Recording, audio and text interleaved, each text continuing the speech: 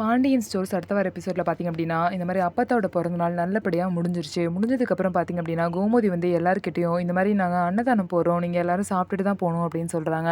அப்போதைக்கு பார்த்திங்க அப்படின்னா, சக்திவேல் வந்து ரொம்பவே வீரமாக அப்படியே பார்த்திங்கன்னா, நம்ம வீட்டில் வந்து கறி விருந்து போடுறோம், நீங்கள் எல்லாம் சாப்பிட்டு தான் போகணும்னு சொல்லிட்டு அவங்க சொந்தக்காரங்க எல்லாத்தையுமே சொல்கிறாங்க. அப்போதைக்கு பார்த்திங்கன்னா, அந்த வந்து சாப்பாடெல்லாம் திறந்து பார்க்கும்போது அதில் புளி சாதம், தயிர் சாதமாக இருக்குது. குமரவேல் கிட்ட தான் இந்த சாப்பாடு பொறுப்பை கொடுத்துருப்பாங்க. அதனால குமரவேல் கிட்ட எங்கடா கறி சாப்பாடை காணோம், இந்த சாப்பாடு இருக்குது அப்படின்னு சொல்லிட்டு கேட்குறாங்க.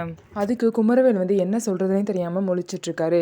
இதுக்கப்புறம் பார்த்தீங்கன்னா எல்லாரும் வந்து சாப்பிட வந்தாங்களாம், அவங்க கோச்சிக்கிட்டு கிளம்புறாங்க. உடனே கதிர் பார்த்தீங்கன்னா, யாரும் கிளம்பாதீங்க, எங்கள் அப்பா ரெடி பண்ண சாப்பாடு இருக்குது, கண்டிப்பாக நீங்கள் எல்லோரும் சாப்பிட்டு தான் போகணும் அப்படிங்கிறாங்க.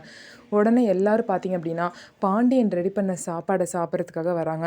எல்லாரும் சந்தோஷமாக சாப்பிட்றாங்க. அப்பத்தாவும் வந்து சாப்பிட்றாங்க. அப்பத்தா பார்த்தீங்கன்னா அவங்க பொண்ணுக்கு, பேத்திக்கு எல்லாத்துக்குமே ஊட்டி விட்டு ரொம்பவே சந்தோஷமாக இருக்காங்க.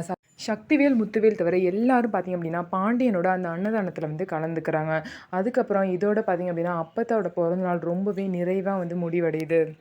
இதுக்கப்புறம் 2 குடும்பம் வந்து ஒன்றா சேர்ந்துருவாங்களா அப்படிங்கிறத நம்ம வெயிட் பண்ணி பார்ப்போம். நம்ம வீடியோ உங்களுக்கு பிடிச்சிருந்தா நம்ம வீடியோவை லைக் பண்ணிக்கோங்க. மறக்காமல் நம்மளோட சேனலை சப்ஸ்கிரைப் பண்ணிவிட்டு பாருங்கள்.